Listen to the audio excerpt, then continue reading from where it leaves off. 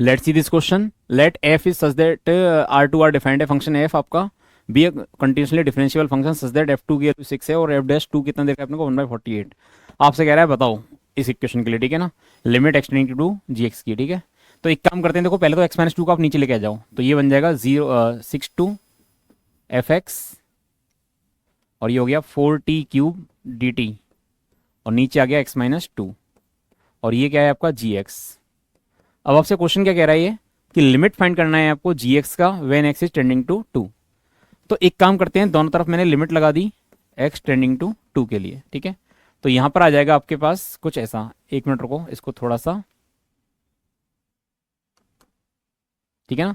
तो ये हो जाएगा 6 2 f x 4t³ dt divide by x minus two and limit is extending to two और इधर आ गया limit extending to two g x, ठीक है।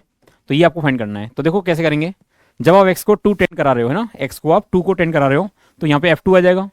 तो f2 की वैल्यू कितनी दे रखी है मेरे को 6, तो f2 की वैल्यू 6 है, इसका मतलब lower limit upper limit same. तो इस इंटीग्रल की वैल्यू क्या आने वाली है 0 और नीचे भी क्या होने वाला है 0, तो it is of the form 0/0। तो this question is again from कहाँ से, इनडिटर्मिनेट फॉर्म, इनडिटर्मिनेट फॉर्म। और साथ में जो कॉन्सेप्ट है वो लिबनीज थ्योरम का भी यूज हो रहा है थोड़ा सा, है ना, लिबनीज थ्योरम का भी इसमें यूज कर रहे हैं अपन। तो देखो कैसे करोगे आप इस क्वेश्चन को सॉल्व। कुछ नहीं करना, आपको दिख रहा है ऊपर भी जीरो नीचे भी जीरो, क्या लगा दो आप इसमें, एल हॉपिटल रूल है ना, क्या कहता है ऊपर वाले का डिफरेंशिएशन अलग और नीचे वाले का अलग। तो ऊपर वाले को डिफरेंशिएशन करोगे तो लेबनीज रूल थ्योरम क्या कहती है आपसे कि अपर लिमिट पुट करनी है आपको 4 इंटू एफ एक्स का whole cube into upper limit का डेरिवेटिव, तो एफ डैश एक्स आ जाएगा, ठीक है। और माइनस क्या करना होता है, लोअर लिमिट पुट करना होता है, बट यहाँ पर लोअर लिमिट क्या है कांस्टेंट, तो उसका डेरिवेटिव क्या आ जाएगा 0 आ जाएगा, तो उसको पुट करने की जरूरत नहीं है। और नीचे वाले का डेरिवेटिव आ जाएगा कितना बेटा 1 और लिमिट क्या है अपनी एक्सटेंडिंग टू 2। अब आप इसमें 2 पुट कर दो, तो 2 पुट करोगे कितना आएगा 4 इंटू एफ टू का whole cube into f dash to.